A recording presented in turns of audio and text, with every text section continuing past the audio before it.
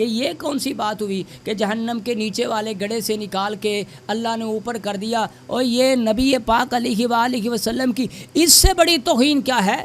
اس سے بڑی توہین کیا ہے کہ آپ کی دعا کو اللہ نے آدھا قبول کیا اور آدھا قبول نہیں کیا۔ فلا یخفف عنہم العذاب ولا هم ینظرون، ان کے عذاب میں ایک ذرہ برابر بھی تخفیف نہیں کی جائے گی۔ انبیاء کا اللہ نے ذکر کیا اور فرمایا وَمِنْ آبائِهِمْ، ان کے باپ دادے، ان کے وڈ وڈیرے، ان کی نسل، ان کا شجرہ نسب، ہم نے انہیں چن لیا، ہم نے انہیں سیدھے رستے کی ہدایت دی۔ السلام علیکم ورحمۃ اللہ وبرکاتہ۔ اللہم صلی علی محمد و آل محمد۔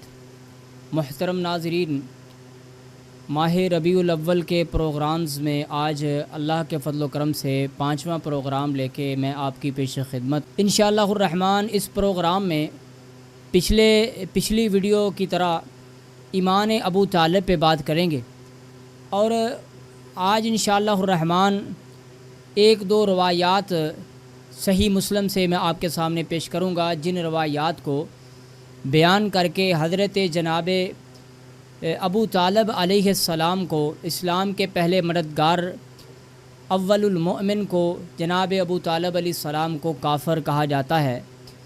آج ہماری اہل سنت کی کتب میں سے ایکسٹریم لیول کی دو کتابیں صحیح بخاری اور صحیح مسلم سے وہ روایات آپ کے سامنے رکھوں گا، اور آپ نے خود جو ہے اپنے فہم سے، اپنی سوچ سے، اپنے سمجھ سے اس بات کا اندازہ لگانا ہے کہ ان روایات کو کس حد تک کیسے مانا جا سکتا ہے اور اس میں کتنی سچائی ہے، ان کو کیا یہ حضرت ابو طالب علیہ السلام کے کفر، نعوذ باللہ، کلمہ نہ پڑھنے پر کیا یہ روایات دلالت کرتی ہیں؟ تو انشاءاللہ الرحمن آج ہم ان روایات کو آپ کے سامنے رکھیں گے۔ یہ میرے پاس کتاب ہے صحیح مسلم، کتاب صحیح مسلم ہے۔ اس کے اندر میں آپ کو صفحہ بھی بتاتا ہوں اور حدیث نمبر بھی بتاتا ہوں۔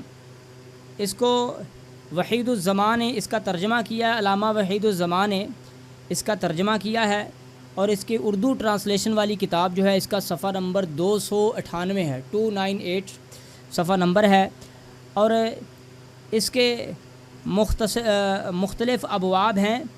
میں دو باب آپ کے سامنے پڑھوں گا۔ پہلا باب جو آپ پڑھنے جا رہا ہوں وہ ہے باب شفاعت النبی لابی طالب والتخفیف عنہ بسببہ۔ باب ہے کہ رسول اکرم صلی اللہ علیہ وآلہ وسلم کی سفارش کے ساتھ، شفاعت کے ساتھ حضرت جناب ابو طالب علیہ السلام کی جو ہے ان کا عذاب میں، ان کی جو انہیں جہنم میں نعوذ باللہ عذاب ہو رہا ہے، ان کے عذاب میں نبی علیہ وآلہ وسلم کی شفاعت کرنے سے تخفیف ہوئی ہے۔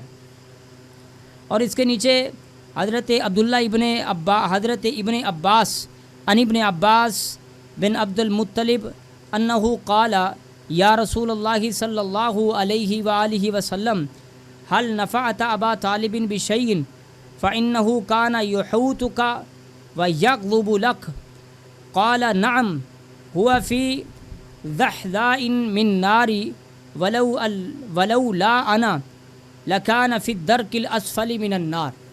حضرت عباس بن عبد المطلب اس روایت کے راوی ہیں، اور صحیح مسلم 510 نمبر روایت ہے۔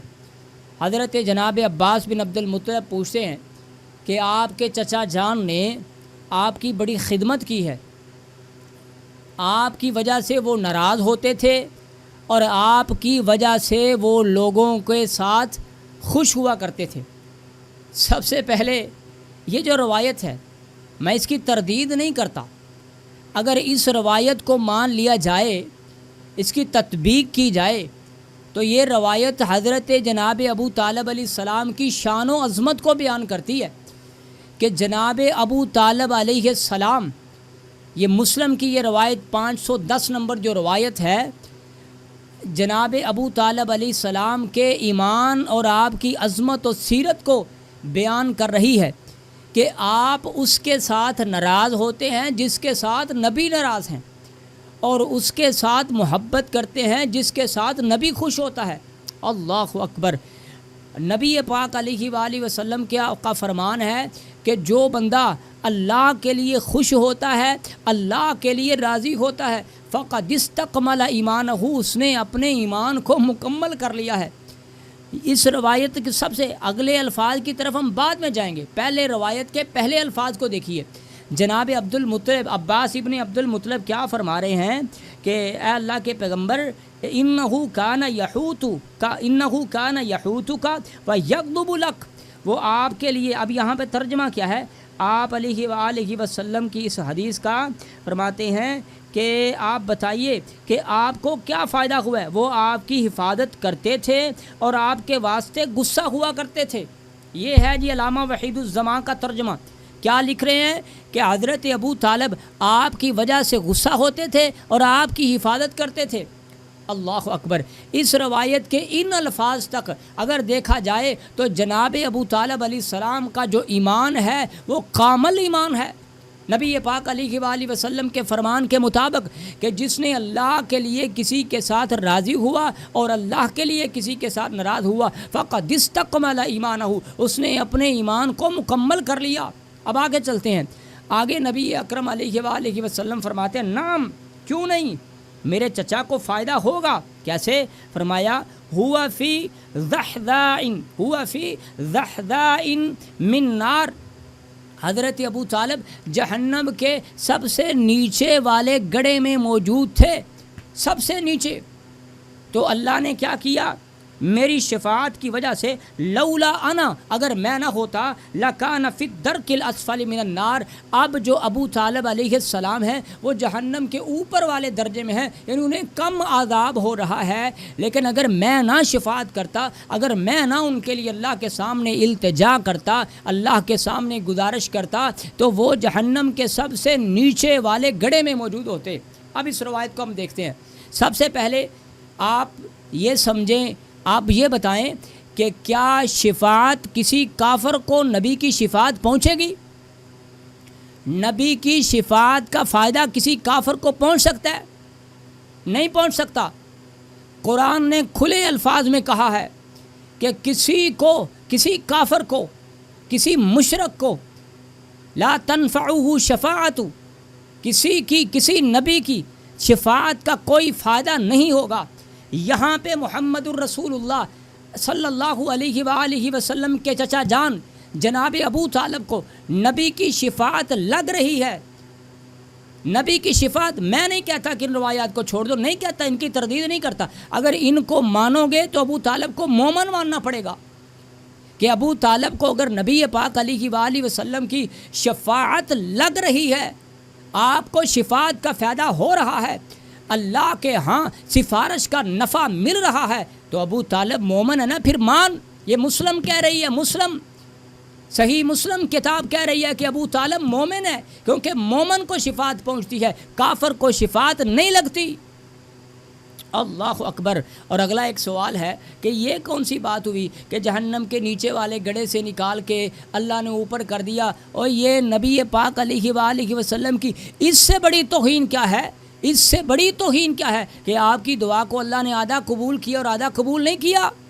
یوں محمد صلی اللہ علیہ وآلہ وسلم کی دعا کو اللہ نے معلق کر دیا، لٹکا دیا۔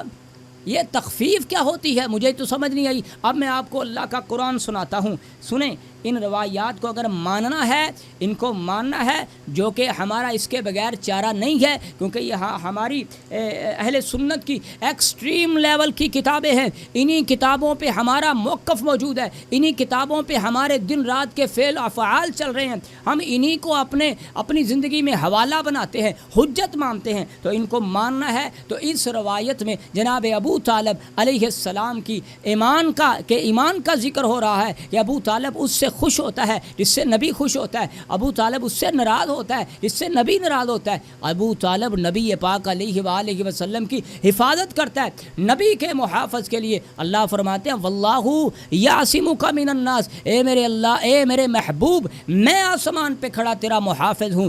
آسمان پہ عرش والا رب محافظ ہے اور زمین پہ نبی کا ابو طالب محافظ ہے۔ اللہ اکبر۔ اب اس سے پیچھے اگر میں لے جاؤں آپ کو ایک باب پیچھے، صفحہ نمبر 298 پہ حدیث نمبر 500 ہے، پورا 500، تو باب آپ دیکھتے ہیں، باب بیان ان من مات علی الکفر فہو فی النار ولا تنالہ شفاعۃ ولا تنفعہ قرابۃ المقربین۔ اب اس کا ترجمہ کیا ہے؟ باب ہے اس بیان میں، ان من ماتا، جو مر گیا کس پر؟ علی الکفر، کفر پر، فہو فی النار، وہ جہنم میں ہوگا، ولا تنالہ شفاعۃ، اس کو شفاعت نہیں لگے گی۔ یہ مسلم ہے میرے سامنے، اس کو شفاعت نہیں لگے گی۔ من مات علی الکفر، جو کفر پہ مرا اس کو شفاعت نہیں لگے گی۔ ولا تنفعہ قرابۃ المقربین، اگر وہ کسی اللہ کے مقرب بندے کا قریبی بھی ہوگا تو اس کو شفاعت نہیں لگے گی۔ اب یہ مسلم ہے، ایک صفحہ پیچھے چلے جائیں تو یہ مسلم کیا کہہ رہی ہے کہ کسی کو سفارش نہیں، کسی کو شفاعت نہیں لگے گی، اگرچہ وہ کتنا ہی اللہ کے مقرب بندے کا قریبی ہے۔ اب اس سے مقرب کون ہے؟ اب اس کے نیچے جو روایت میں آپ کو سنا دیتا ہوں، ان انس ان رجلا قال یا رسول اللہ صلی اللہ علیہ وآلہ وسلم، حضرت انس اس روایت کے راوی ہیں، اللہ کے پیغمبر علیہ السلام کے پاس ایک بندہ آیا، اس نے کہا اینا ابی، میرا باپ کہاں ہے؟ قالا، تو آپ نے فرمایا فی النار، کہ تیرا باپ جہنم میں ہے۔ فلما قدر رجل دعاہ، جب آدمی جو ہے وہ واپس چلا تو وہ رونے لگا، وہ آنکھوں سے آنسو بہانے لگا۔ فقالا ان ابی و اباک فی النار، میرا باپ بھی اور تیرا باپ بھی دونوں جہنم میں ہیں۔ نعوذ باللہ، استغفر اللہ، تو رو کیوں رہا ہے؟ تیرا باپ بھی جہنم ہے اور میرا باپ بھی جہنم۔ یہ مسلم شریف ہے، اس کی روایت نمبر 500، پوری 500۔ اب اگلا، اس سے اگلا باب کیا ہے کہ نبی پاک علیہ وآلہ وسلم نے شفاعت کی ابو طالب کی، جو کہ نعوذ باللہ بغیر کلمے کے، بغیر ایمان کے فوت ہوئے، اور اس ابو طالب کو نبی کی شفاعت لگ گئی۔ اور ایک باب پیچھے چلے جائیں تو اس میں ہے کہ نبی کے اپنے سگے باپ کو نبی کی شفاعت نہیں لگی۔ کہاں جائیں بھائی؟ اب میں قرآن آپ کے سامنے پڑھتا ہوں اور دیکھتے ہیں کہ ان روایات کا قرآن کے مقابلے میں کیا مقام ہے۔ اللہ اکبر۔ سب سے پہلے قرآن مقدس کی پہلی آیت جو میں پڑھنے جا رہا ہوں، سورہ البقرہ، آیت نمبر 121 ہے، 121 نمبر آیت ہے۔ اللہ فرماتے ہیں ان الذین کفروا وماتوا وهم کفار، وہ لوگ جو کفر کی حالت میں مر گئے، اولئک علیہم لعنت اللہ والملائکۃ والناس اجمعین، وہ لوگ جو کفر پر مرے ان پر اللہ کی لعنت ہے، فرشتوں کی لعنت ہے اور پوری کائنات کے لوگوں کی لعنت ہے۔ اور ساتھ اللہ فرما رہے خالدین فیہا، وہ جہنم میں ہمیشہ ہمیش رہیں گے، فلا یخفف عنہم العذاب ولا هم ینظرون، ان کے عذاب میں ایک ذرہ برابر بھی تخفیف نہیں کی جائے گی۔ قرآن کیا کہہ رہا ہے؟ کفر پہ مرنے والے کے عذاب میں ذرہ برابر بھی تخفیف نہیں کی جائے گی۔ اور حدیث کہہ رہی ہے کہ کفر پہ نعوذ باللہ مرنے والے ابو طالب کی اللہ کے پیغمبر نے اس شفاعت کی ہے اور شفاعت لگ گئی ہے، اور اللہ نے عذاب میں تخفیف کر دی ہے، کم کر دیا ہے۔ نیچے والے جہنم کے گڑھے سے نکال کر اوپر اللہ لے آئے، تخفیف ہو گئی ہے۔ قرآن کہتا فلا یخفف عنہم العذاب، کسی کافر کے عذاب میں ذرے کے برابر بھی تخفیف نہیں ہوگی۔ اب آپ بتائیں میں قرآن کو مانوں؟ یہ اہل سنت کا متفق کا فیصلہ ہے کہ جو روایت اللہ کے قرآن سے ٹکرائے، ہم نے کتاب الہی کو ترجیح دینی ہے، اللہ کے قرآن کو ترجیح دینی ہے۔